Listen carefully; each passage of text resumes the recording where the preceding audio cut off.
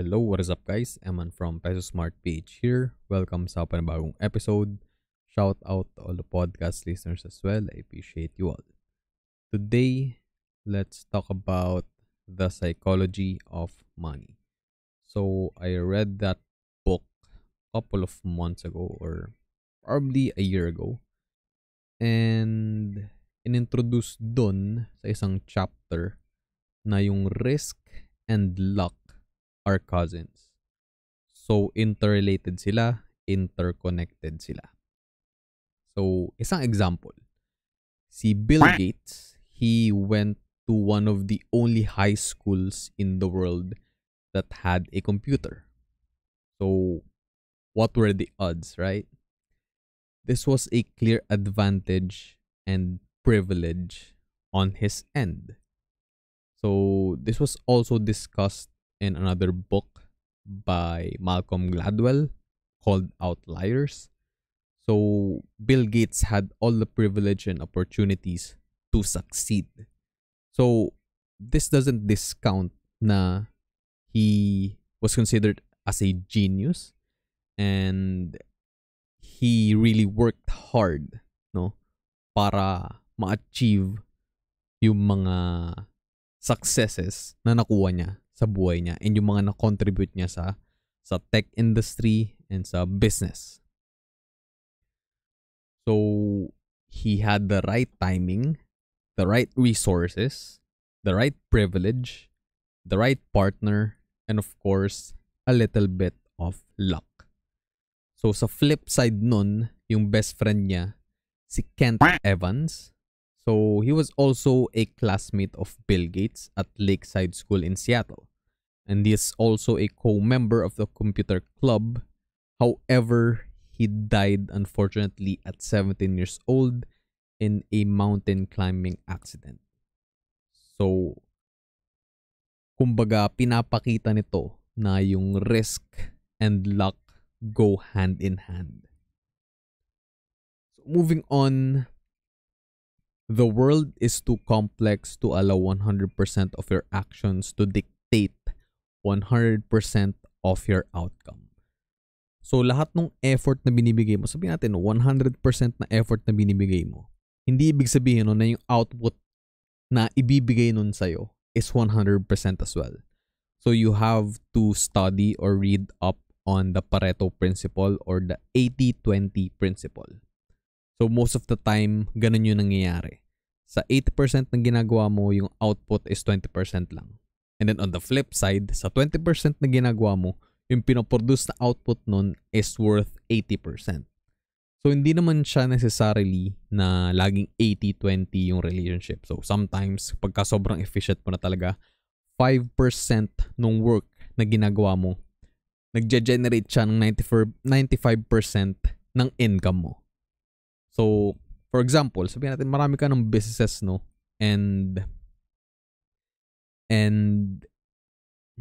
Okay, mas okay siguro na example is again si Bill Gates, no? So, sa effort na binibigay niya ngayon, since sobrang dami niyang stocks or marami siyang stock holdings ng Microsoft.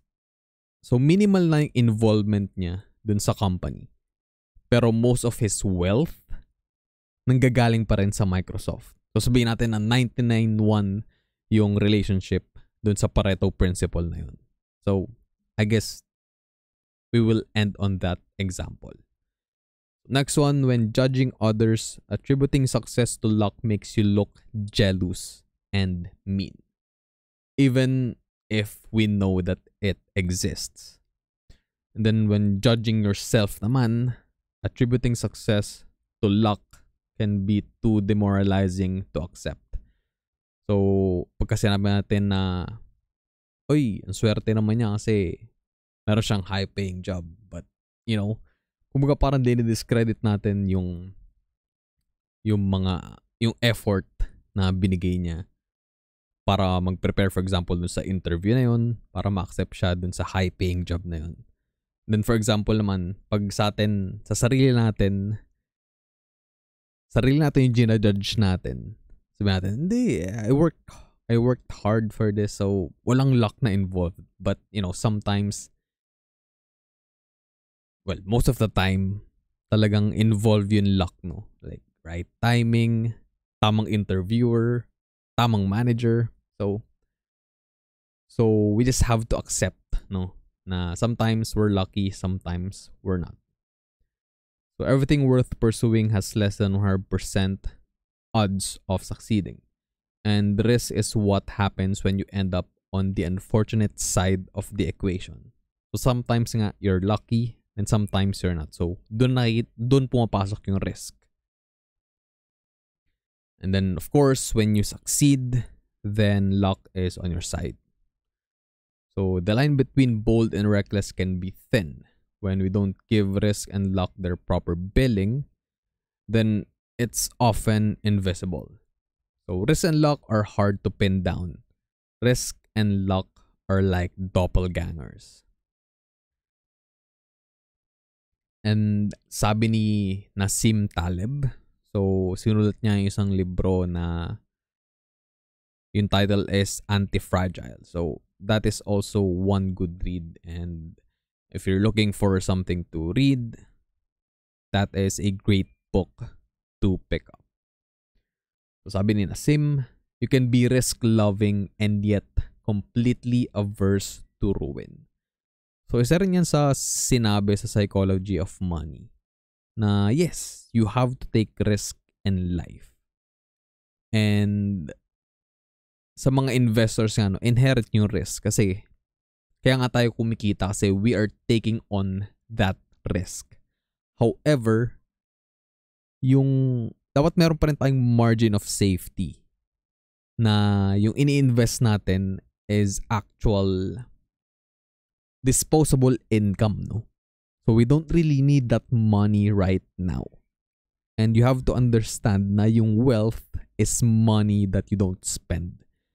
So you can't build wealth if lahat ng income mo is ginagastos mo lang. Like for example, meron kang monthly car payments, meron kang monthly housing mortgage, meron kang monthly credit card payments. So kung yung income mo is let's say 100k and then yung expenses mo every month is also 100k, then essentially you're not building wealth. Yes, you can say na, you know, investment yung house. But still, for example, kung nagka-problema yung bahay or kung hindi ka pa nakatira doon, then like it has no use para sa'yo currently. Pero for example, nakalipat ka na, naka-move in ka na doon sa bahay na binabayaran mo every month and you're gonna pay for it in the next 15, 20, 25, 30 years. Depende dun sa loan or dun sa mortgage na kinuha mo. Then kapag ka nagka-problema, nagkaroon ng electrical issues, kailangan mo ng plumbing maintenance, kailangan mong palitan yung lumang aircon, kailangan mong palitan yung tiles na hindi ganun kaganda yung ginamit nung initial developer, nung contractor. So, you're gonna spend money on that. And you have to accept na magbabayad ka rin ng taxes or amilyar every year. Although, that's not really that high of an amount.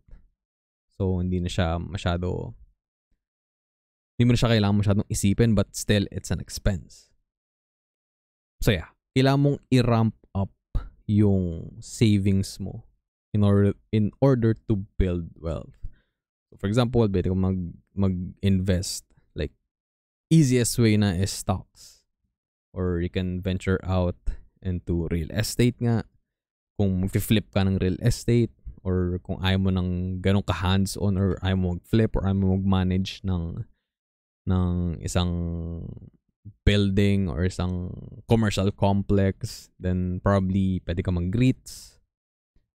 And then eventually pwede ka rin mag-venture out sa mga small businesses. So pwede ka mag-invest sa mga promising na small businesses na pinag-aralan mo or interested ka dun sa industry na yun, dun sa field na yun.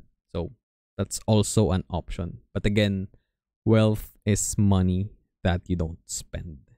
You have to wrap your head around that idea. And then moving on, the difficulty in identifying what luck, what skill, and what risk is one of the biggest problems that we face when trying to learn about the best way to manage our money. Kasi minsan, di ba, for example, nung 2020, umakyat lahat, crypto, stocks. I'm not sure about real estate kasi hindi naman ako involved doon, but I saw stocks, crypto, sobrang grabe talaga inakyat. 2020, nag-crash, diba? And then umakyat nung towards the end of the year, and then nag-top yung Bitcoin ng April 2021. Then bumagsak ulit, nagkaroon ng summer lull. And then November, nag-top ulit, 69K. Then this year nga lang din, diba? Nag 70 plus K na ulit yung Bitcoin. So,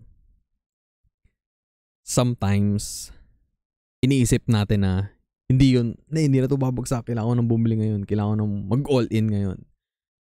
So, gano'ng karami yung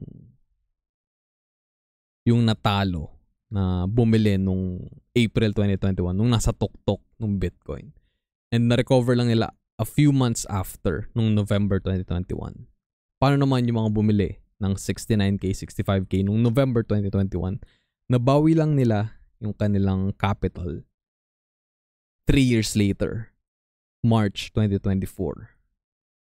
And that's only the case if nag-hold sila for 3 years. And that's hard, especially for crypto.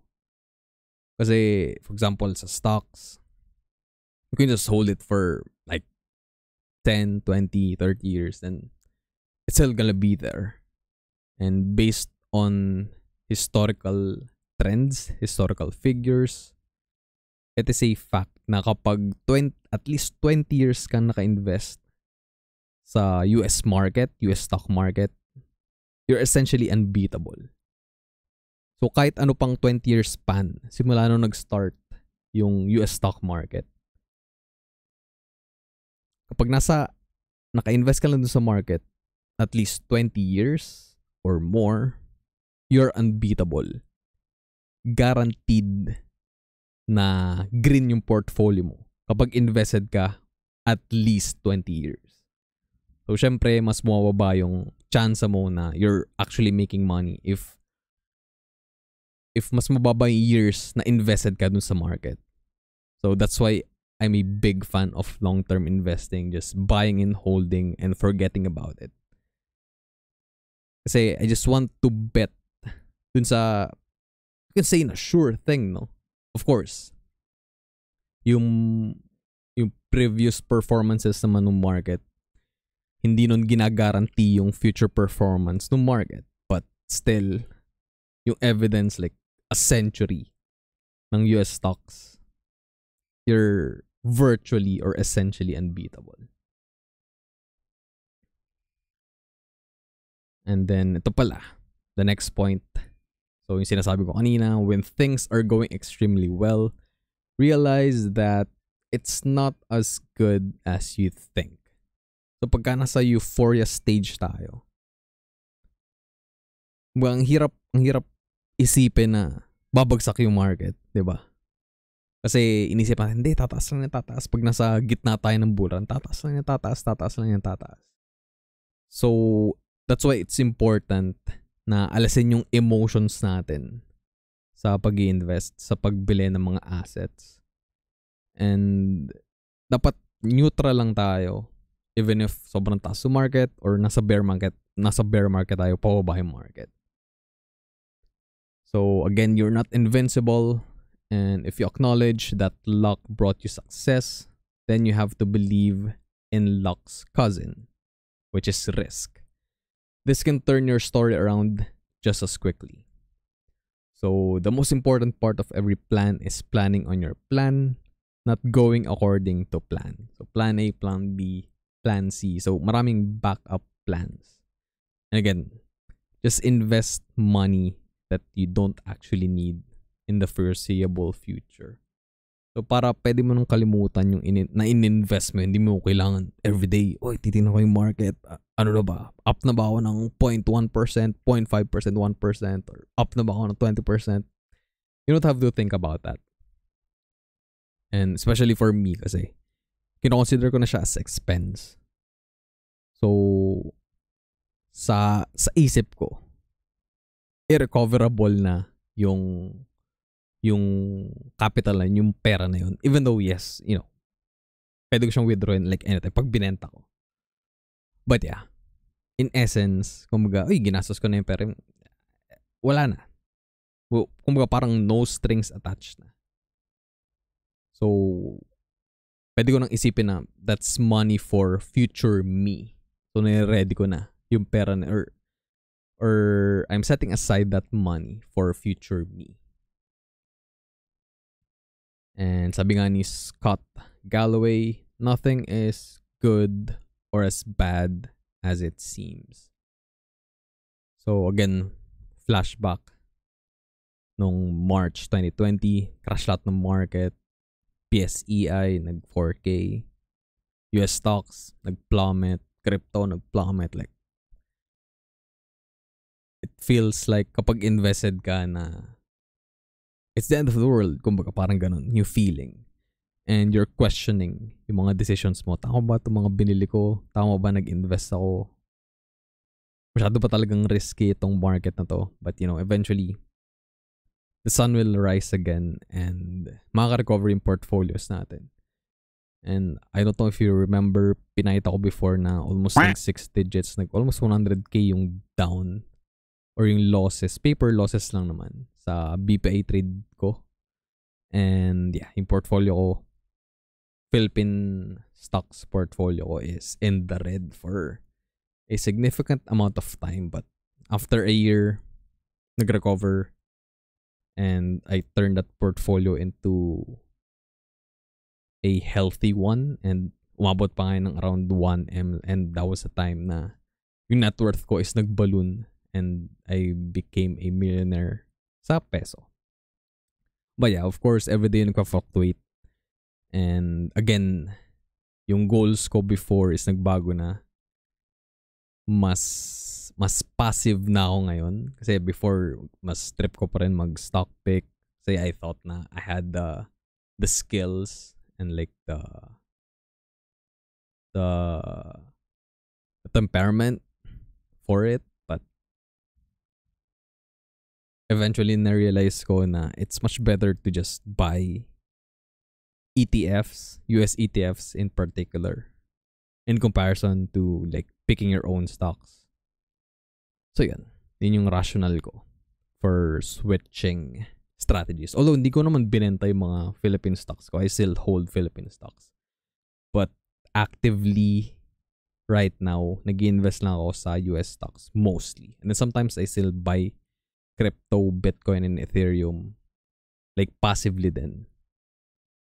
Especially kapag bumabagsak yung market. So, nagdi-DCA ako pababa.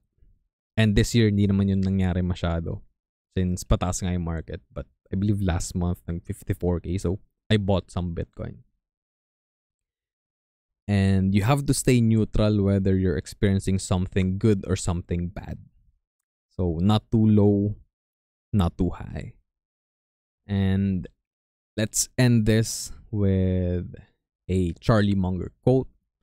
Sabi niya, the best way to achieve felicity is to aim low. So yeah, that's gonna be it for this episode, guys. Thank you very much for watching and listening. I will see you all in the next episode. Always remember, be peso smart.